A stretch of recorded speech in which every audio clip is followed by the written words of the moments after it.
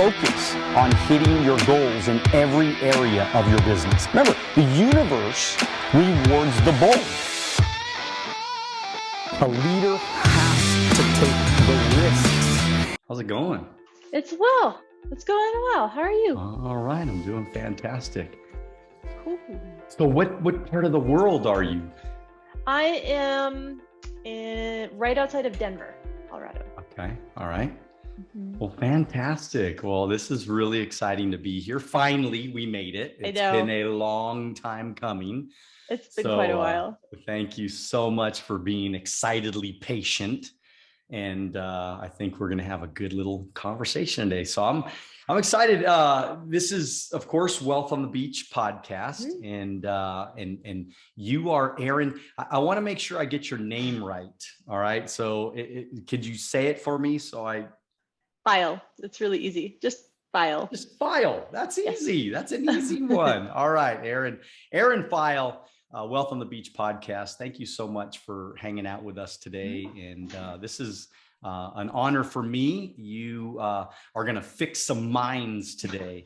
And if y'all don't know Erin, she's done a lot. This is a big bio here. I'm not going to go through everything, but she's got a BA in psychology and an MA in digital media. So she brought the psychology and the digital media, put it all into one place. And she's been helping people for a very, very long time. I mean, she had her own battle with depression and has been, ever since trying to make sure that she can do some good in the world and maybe help some other people as well. So without further ado, Erin Pheil, we are going to, I'd like to start off with just trying to get a handle of what is a MindFix? What does that mean to you?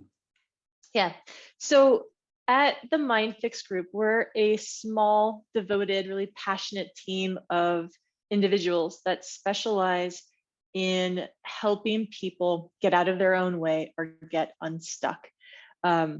It's a weird term, right? MindFix. It suggests that sometimes people think that something has to be broken to be fixed. But that's not our philosophy. We really truly believe that there are ways and methods that allow people to experience success and abundance and joy and peace in a very short period of time.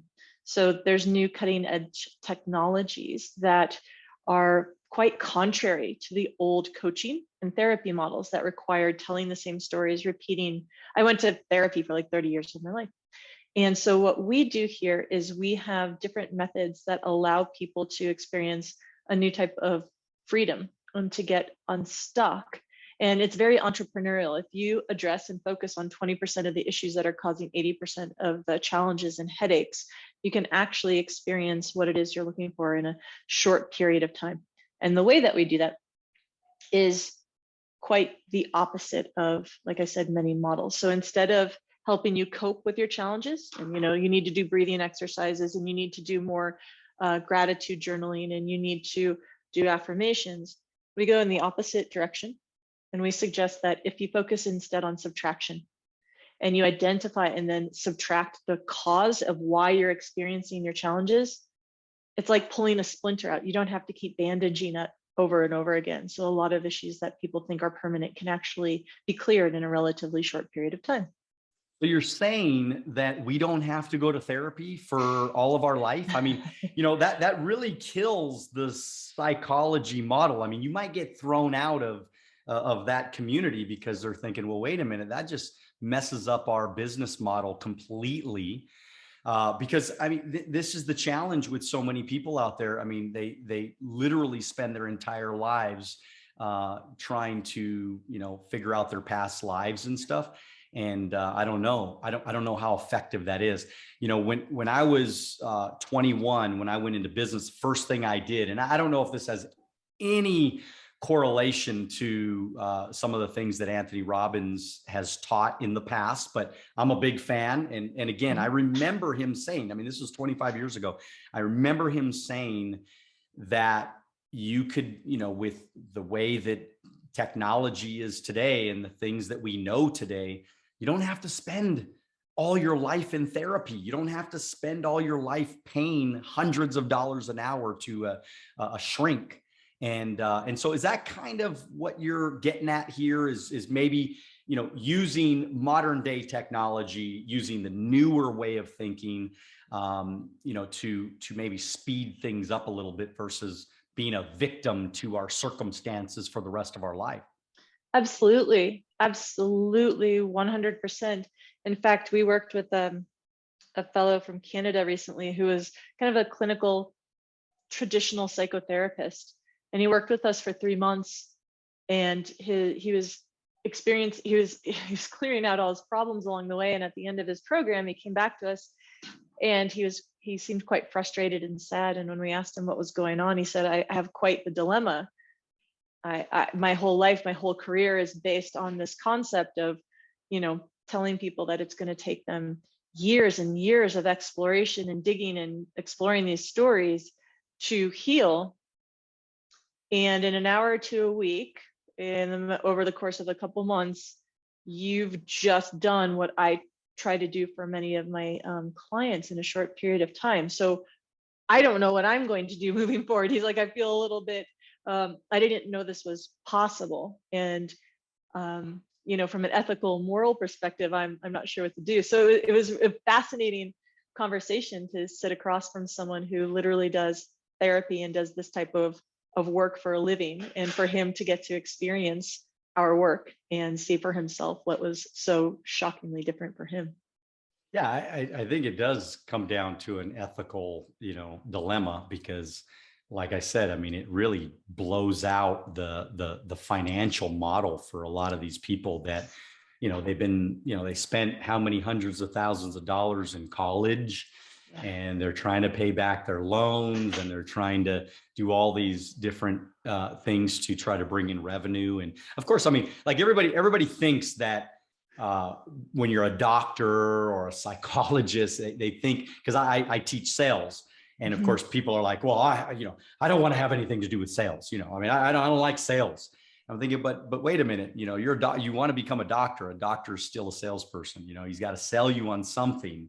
And same thing with the psychologists. They're going to sell you on something. They're going to sell you on your problems. They're going to sell you on, and so I think there's going to be people, though, Erin, that are out there right now listening or watching right now, and they're thinking, well, come on, is this just a gimmick? Is this just another one of those things? Because again, come on, especially us that have been, I'm a lifetime self-improvement junkie. Okay. I'm like, my whole life has been reading books and trying to improve and get better. And although it's, I think it's been very healthy for me, but I also think that, what you're saying almost sounds too good to be true. And so maybe if you could kind of dive a little bit into, maybe somebody's problem, or maybe somebody's issue that you have seen recently, and maybe give us a little taste of what that looks like and how you, help this person overcome their dilemma. Absolutely. I think that's a brilliant idea, as I can use a very simple mini case study of someone we worked with the last few weeks. So we had a very successful entrepreneur come to us. He had 2 very big exits and was working on starting his 3rd company. And he wasn't happy. He was constantly stressed. He was overworked. He shared he was a people pleaser. He had issues with conflict. And even though he had more money than most people will ever see in several lifetimes, he couldn't appreciate it. And he had a constant fear that it would go away. So here's this from the outside, this very successful person who is battling all of these different demons. He felt he would show up and he's like, I'm just a piece of crap, and I'm such a bad person, and I'm scared. I feel anxious every day. My past success doesn't give me any confidence about the future. So he had all these issues going on, despite looking very successful from the outside. He shared, I think he's in his mid to late 50s. He shared that he had done cognitive behavioral therapy. He had done business coaching and leadership, sales coaching, you name it. Over the course of his career, he had tried all sorts of coaching. And what he shared is, through coaching and therapy, he learned an overabundance of strategies and tactics. he would go to his therapy or his counselor and he'd be like, I have so much anxiety. And the therapist would be like, okay, we're going to learn breathing techniques to help you calm your nervous system and manage your anxiety. Or when he's saying, I get triggered and I went into this business meeting for negotiations and the guy said something to me and challenged me, I flew into anger. And so he would go and talk to his coach or his therapist and they'd be like, okay, when you feel anger, when you feel triggered, you're going to count back from 10. So he learned his tool belt of strategies of how to cope and manage with all of his issues was pretty heavy. And then just to try and be a good person, his to-do list of like, I need to do my gratitude work and I need to do my affirmations and then I need to do this and this. It was so long, he felt burdened, right? And But so these are things, Erin, that, I mean, these things have been around for 50 years, man. I mean, this is like the old way of doing things. I mean, everything you just described, I mean, I mean, I'm not saying, I mean, breathing's good. We should all breathe better and learn how to breathe and have good breathing techniques, but I don't know that that's going to change your life in a session or a few sessions. And so Yep. I think what you just described, and I want people to hear that, you know, and I was talking I have a coaching program and I was talking to them, it's called Wealth on the Beach Club. And we meet every week. And I was telling them this morning that we all must adapt, right? The world changes. Technologies change, the way of thinking change. If you think like someone 20 or 30 years ago, you're probably not going to be as effective or as high of a performer as you would like to be in this day and age. So this is refreshing. I'm so excited about the things you're going to teach because this is refreshing to know that there are really smart people out there trying to figure out things. And of course, MindFix technology is coming up. So continue, please. Yeah. So he shared all of his tools, his strategies and tactics. And what he was lamenting about was the fact that all these things they're like bandages over my cuts, that the issue comes up and here's something to kind of calm it down for a little bit, but it's still there. I'm still dealing with the same self-worth, anxiety, fear of losing things, lack of self-confidence or lack of like confidence in myself that I feel that I was dealing when I initially started, when I was in my 20s. And he was quite frustrated. So we worked with him, and as an example of we not giving tools, but our approach of no, let's identify what's going on and subtracting things. Through conversation, we found that he had a number of programs or like lines of code that were running in the back of his head. And some of them were very basic things like, I'm an imposter, I'm a fake, or I'm a fraud. I can't hold on to money. Money always goes away. He had some money stuff. He had some stuff about himself. I'm a bad person. A handful of these things that when he said them out loud, it was uncomfortable. Like a part of him believed it. A part of him was like, I'm great. Of course I can hold on to money. I've got it in the bank account, but another part of him had all these doubts. So when we uncovered that there are these programs and these loops running in the background that he was constantly trying to be like, no, I don't believe these. When we can bring them to the surface, there are very simple, straightforward ways that, I have a video of me doing it up on YouTube to clear these, to delete these, to help the mind understand and let go of its grip on these.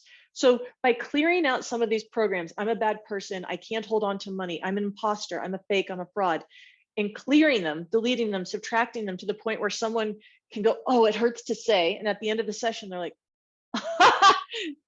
did I believe that? Like the night and day difference of allowing someone to get rid of a program, subconscious program.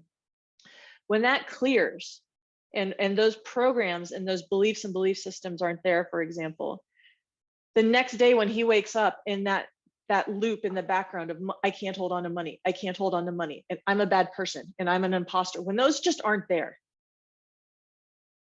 it creates so much space and openness, and all the energy that goes into, I don't want to hear that, I don't want to believe that, I'm great, and all that, it's freed up. And that can go towards taking action and being inspired and moving forward. And when you get on a call and you're in a conversation without that loop in the background that I'm a bad person and I'm an imposter. When that's not there, you get to show up more authentically without all the noise and the chatter and the doubt and the self-criticism. So what subtraction does is it simply creates space, reduces friction and resistance. So after a few weeks of us clearing out some of these programs, and then also going back and looking at some of his challenging business experiences where he had massive failures, and we have ways that we can drain and subtract the emotional charge around those, like this big, huge multi-year contract failing, and the memory and the static that was around that, and him being able to go back and remember that without any charge. So by draining, subtracting emotional charge around past traumas, by finding the lines of code and the loops that are going in the background that are fighting against who we truly are, and subtracting those, by doing those two simple things with him, he felt like a new person, like a version 2.0. After a couple months, just a couple hours a week, he literally said, I've been going to therapy for the last 30 years, and I had no idea it was possible to feel this good as a human being. I show up differently for my family, for myself, and in business, because I don't feel like I'm carrying a backpack of doubt and worry and fear, and that's tied to all of my past events and concerns. So we didn't give him any tools. We didn't give him any homework. We just kept identifying the programs, the beliefs, the thoughts, the triggers, and the past memories. And we'd go through, and through very simple methods, there's no magic, there's no hypnosis or anything, we cleared them so that they no longer sat in his system. And he felt like a changed person. People are thinking though, like, how do you clear that? Because I mean, it really is, Sure. it really is Yes. in your subconscious, right? I mean, Yes. it is your subconscious. We all have that record player just going around and around and around and around. Yes. And you gotta, scratch it a little bit and get it, off course. So how do you clear somebody of that? Great question. So to keep things simple, we'll call one of those programs or lines of code, we'll call it a belief. Some part of you believes I'm a bad person. Some part of you believes money is difficult to hold on to. Some part of you believes that if you ask for money, you'll be seen as a scam. Whatever it is, everybody has slightly different wording. So if we call that a belief, what we do is we can help the mind clear a belief in the same way that when you were a kid, you had a conversation with your parents, and at the beginning of the conversation, you believed with all of your heart and all of your might that Santa Claus was real. And at the end of the conversation, when you were assisted in helping, everything was mapped out so that you understood you never actually saw Santa Claus. Oh my God, that was somebody at the mall that was wearing a fake beard. The boots were actually Dad's. Oh, the bite from the chocolate chip cookie that I left out for Santa, Mom did that. And so suddenly, I call it like the Kaiser Soze moment, when everything gets done and you suddenly see everything from like a different perspective. The mind lets go of a belief going, oh gosh, that's not real. And it's almost like the grip of, no, Santa Claus is real, Santa Claus is real. Oh, I never have seen it. And it lets go. So there are ways to help the subconscious understand it never actually saw something. It's the equivalent of a conversation where you're convinced that you have a broken leg because it hurts, and a doctor has shown you an x-ray with a fracture in it. But then he comes in and he's like, oh, I'm so sorry, that was somebody else's x-ray. Here's your x-ray, and it shows a whole bone.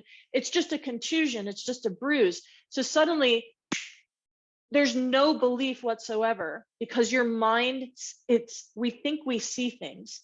And so through a conversation like the Santa Claus conversation, you can take these beliefs that were created when you were young, where you were convinced that you saw that you weren't good enough, you were convinced that money is difficult to hold on to, and through simple conversation and really beautiful, subtle, basic techniques, your mind can finally relax and go, oh, I never saw that, and let go of that grip. That's beautiful. I mean, it's a beautiful way of really crushing limiting beliefs. I mean, because that really is what it all comes down to, is we are we're horrible to ourselves. I mean, we're horrible. The things we say to ourselves when we mess up, and or just even in this day and age with social media, we crush ourselves because you see this, utopian visual of what everything's supposed to look like. And then you look in the mirror and you're like, fuck, I don't look like that. You know what I mean? And then again, then you just, then you have limiting beliefs of how horrible you are and how terrible you are and how fat you are and how you have this little thing over here on your, extra little whatever. Right. And so it's beautiful to try to identify what those things are and then kind of prove. It's almost like in a court of law, you're trying to prove that that's actually not true. It's very tricky though, because a lot of self-help and personal development tools out there, when you try to do a workbook or a workshop on yourself, they'll say, come up with your belief, write down, I'm not good enough. And they're like, come up with 10 reasons why that's not true. That doesn't work. That's trying to convince a part of you that believes something. Oh, it's not actually true. It's like saying, if you go outside and you tell yourself the sky is green, it doesn't matter how many times you say it. If part of you believes you're seeing that the sky is blue, nothing is going to change that. In the same way, trying to override or prove to yourself or write down reasons why this isn't true, it only embeds that deeper, and it kind of makes what's the solution then? What's the difference of like the doctor showing me an x-ray that shows that my bone is in, now it's proven. Now I believe that my foot's not broken, right? Or my leg's not broken. Mm-hmm. So the process that we go through, and this is a weird one, because to this day, I can't do this on myself. I need someone asking me the questions and helping me see this, because everything has been set up almost like those spikes when you go out of the rental car company. You can't go back in. Like once it's set up, it's hard to go back. The mechanism that allows the mind to let go of a belief is when the mind realizes it never saw what it thinks it saw. So if you have a belief that I'm not good enough, if we go back and we ask people, like, where did you originally see this? They'll be like, well, my mom was screaming, I'm a piece of shit, or I'm not good. And my dad was saying I was never any good. So to a 5-year-old, that is proof, that is seeing I'm not good enough. When the adult mind can come in and say, you saw 2 humans speaking their opinion at you. Did you ever see not good enough? When you have that kind of conversation and that type of question is asked from different angles and different ways, that's what breaks apart the subconscious's grip on the belief and actually lets it go. It's like, oh my God, I never saw I'm not good enough. I never did see that x-ray. I saw something else. I saw 2 overworked, very stressed adults who told everybody around them that they were no good. That I was like, when you contextualize and help the child mind see what the adult mind would see, that's what starts to break it apart. So there's a series of questions and ways that it can be answered depending upon how the belief is being held on to. But that's the core mechanism, is helping the mind understand it never actually saw that statement.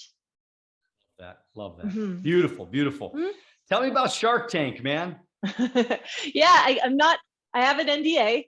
We had a client who has a brilliant product that he invented and released, and one of his big goals was to be up on national stages and to do really massive, PR. And he was invited to be on Shark Tank and was terrified, absolutely terrified.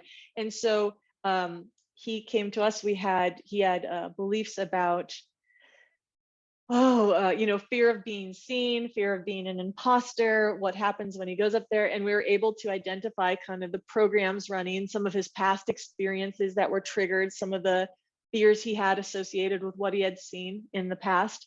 And we cleared those, and he was able to go on Shark Tank and absolutely crush it. So it was quite special. I love Shark Tank. I don't know if there's an episode that I've missed of Shark Tank. That's how much I love Shark Tank. And that's so neat when I was reading about you. But yeah, I want to know a little bit about you, Erin. I mean, first of all, what did your parents do growing up? And what kind of childhood did you live? Was it a privileged childhood, or was it average and ordinary, or, what was it? What was your childhood like? This is so cool. I have been doing podcasts for years. You are the first person who has ever asked me what my childhood was like and what my parents were like. The very first. This is so cool. It's fascinating. I lived what looked like from the outside your typical probably upper middle class childhood. Looked sparkling perfect. I had mom and dad. I had a younger brother. They took me to all the soccer games, high level soccer player, straight A student, cute little house right below San Francisco. Like, just couldn't look prettier from the outside. I started coming home from school crying probably around age 8, and then was diagnosed with major depressive order by the time I was in my early teens. And my parents would just shrug and go, "We don't really know what's going on." You know, they kiss me goodnight and they say good job to things, and they would take me to my soccer games and everything looked good. So I started going to therapy as a teenager, and they'd sit there and they'd go, "Why are you so hard on yourself? Are your parents?" I was like, "No, they're not hard on me. My mom used to tell me, you were hard on yourself from the time you were 3. You always wanted to do better and do more." So I had this story. I'd go off and tell the therapist, "It's just me. This is just how I am." And they just kind of scratch their head. I'm like, "I have a perfect life." Not until I started doing this work and kind of, we have a type of session called mind clarity sessions that make the invisible visible, did I start having realizations that, wait a second, like, my parents did their best. They were fantastic. And I received a number of messages in my programming that really had a big impact on me. Things like my big thing was that I was never good enough. Number one, you know, I'd be like, "Hey, I just did this project," and they'd be like, "Oh, we look forward to seeing how you do better next time." So it wasn't negative. There was no beating. There was no "you're bad," but there were messages that, "Oh, you can do better," right? And I didn't realize that I was getting those messages, despite them being super supportive, and how much those impacted me. I also believe that emotions weren't really something that were they weren't comfortable. They were not talked about.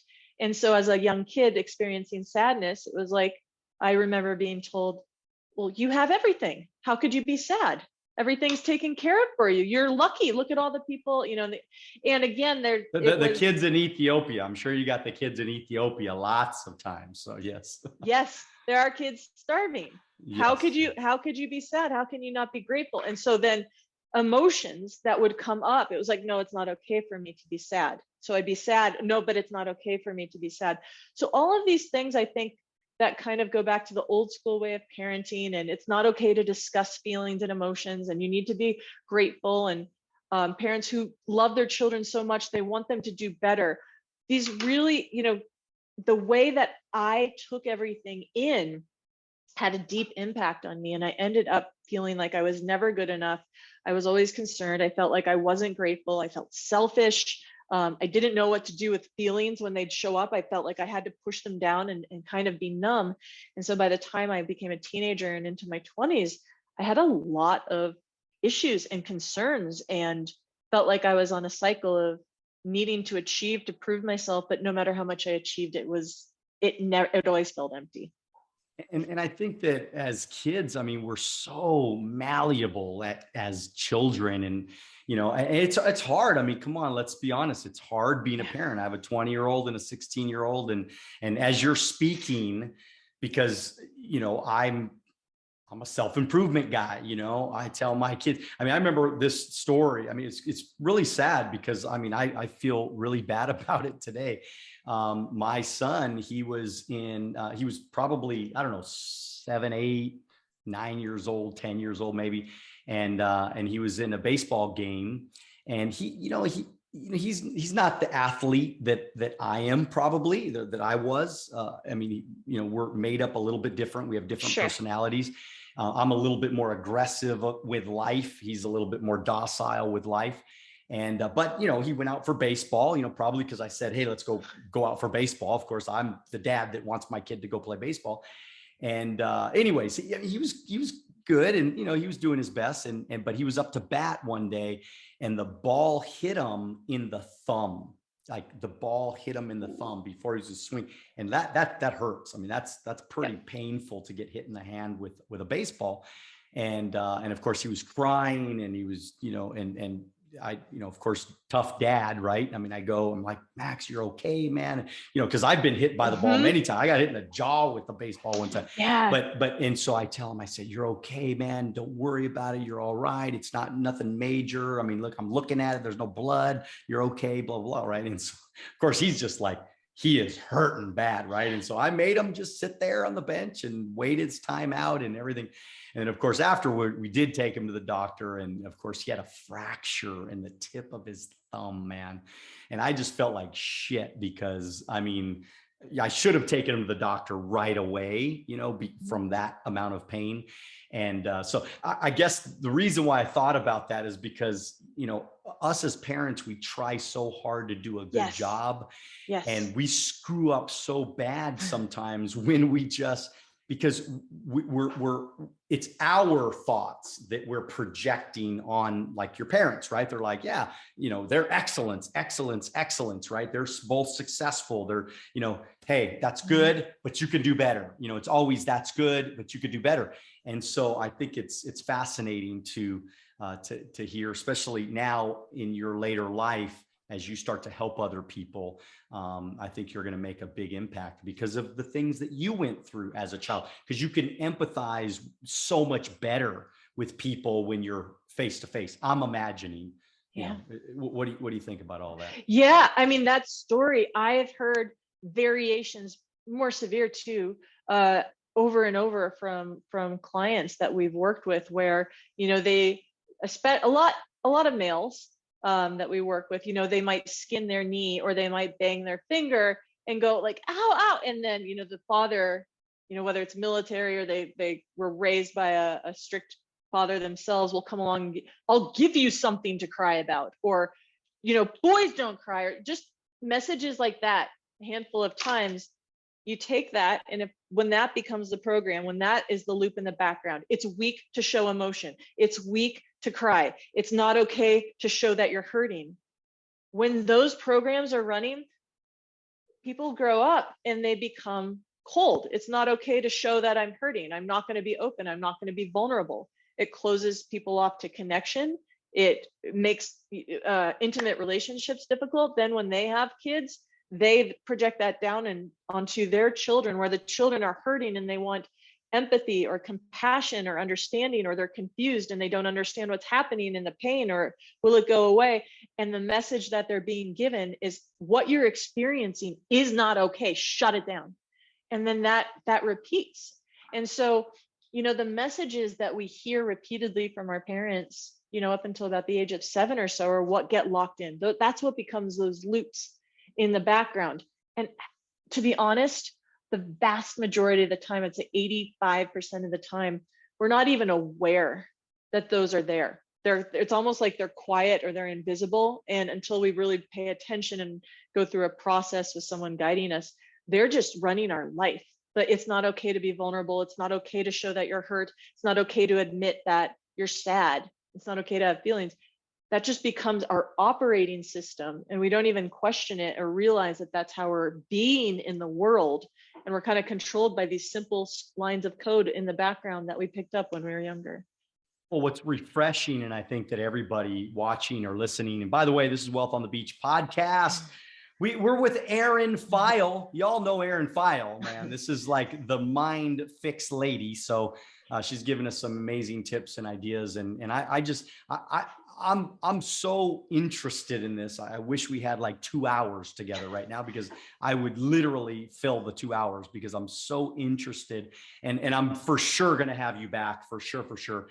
We could do a demo. We could actually do like a live process and have people get to see the work actually happen. Yes, I would love that. And by the way, I have a financial services organization with 1,500 licensed agents, and we all have problems. Okay, we're all screwed up in our own ways. And again, I'm not saying no, but it is true. Let's just be honest. And I think that we have to get down deep. I mean, look, the reason why I read, the reason why I watch videos, the reason why I try to self-improve is all I'm trying to figure out my mind. I'm trying to figure, because once you can master the mind, you kind of master your whole universe. You master your life, because it's our mind that's messing us up. It's the subconscious that's messing up. It's all these, like you said, it's the background noise that's just screwing with us every single day. And when we become conscious, right, really conscious of the things that are going on in our mind, we can then take responsibility for them and then do something about it to manipulate and change it the way that would better serve us, I think. So anyways, you were going to say something, Erin. I saw that. So yeah, there's two things that what you just said inspired for me. Number one, there is that awareness piece, but a lot of people listening feel broken. They feel frustrated. They feel there's something wrong with them because they have the awareness. They're like, I've done my work. I understand that I don't have self-esteem. I understand that I'm scared that I'm not good enough. I understand that I feel like I don't have it in me to make a lot of money. What I want to share with people is awareness is the first step, but awareness, even if it's been sold like this, is not usually enough to create deep, meaningful change. If awareness was all it took, everybody would be skinny because everybody would use their knowledge that they shouldn't be eating cake and pie and donuts and chips, and they would know how to lose weight, right? But awareness of how to do something is just the first step. So if people are out there going, I know how to do this, but I'm still broken, it's okay. You only have a part of the puzzles. I want to give people some relief that there's nothing wrong with them. That's just step one. The other thing that you said, though, that was so spot on and so well said was this, like, everything starts with the mind. And to really make this real for the people listening, if you wake up in the morning and those lines of code and the programs running in the background literally serve as your glasses and what you see as you look out of your eyes. So if you have lines of code in the background that go, life is hard, making money is hard, and I don't have what it takes, and I'm an imposter. Those are kind of looping in the background. When you open your eyes in the morning, you're going to have a heaviness. When you sit down in front of your emails, you're going to be feeling like an imposter. You're going to be writing emails, and there's going to be resistance. When you have those loops of I don't have what it takes, and you're on a podcast, you're going to be hesitant and nervous, and people are going to be able to feel that energetically. Whereas if you woke up in the morning and those weren't there and you open your eyes, it's possibility. There's nothing that's like creating the doubt and the thoughts that are bubbling up and the tension in your body that you're trying to, make go away with your coffee and your meditation and everything. It's just an openness that you're not fighting yourself. And your mind really impacts what you see and what you experience as you go throughout your day through your interactions with everybody. I love it. I love it. Well, like I said, we could do this for another 2 hours, Erin. This was wonderful. There's people that want to reach out to MindFix and tell us how to contact you on Instagram and where we can find you on YouTube and all the good places, because we want to say hello. My audience is going to reach out. They're going to say, hello, Erin, what's happening? I saw you on Daniel Alonzo's Wealth on the Beach podcast, and they're going to find you. So how do they find you? Sure. The easiest way and the quickest way to learn more about what we do is to go to mindfixgroup.com and click straight on the results page. That is the fastest way. You scroll down, it's like a never-ending page, and you will see real people, real results, thousands and thousands and thousands of experiences of what people, to show you that this is possible for everyone. Clicking around the site, there's case studies, there's a free training that you can dive deeper into, there's results, there's so much on the site that you can dive into. I am on Facebook. I'm the only Erin Pheil on all of Facebook, so I'm really easy to find. And I usually post like my personal learnings, my journey. I'm still on this path. I'm not some guru that has it all figured out. So I share my personal journey and learnings. I talk about client experiences, what our team is constantly learning about. And I post everything basically to Facebook. So if people are on Facebook, they can follow me there. Instagram, if you want to find me there, it's more of my personal life and my fun, beautiful photos. But yeah, Facebook and our website is definitely where you want to go if you want to learn more. Excited, Erin. We're going to find you. We're going to reach out. We're going to connect, and we're going to get to know you. So with that said, everybody, just continue dreaming bigger. Make sure that you get after them. You really got to get after it. And most importantly, do it now. God bless you. We'll see you at the top.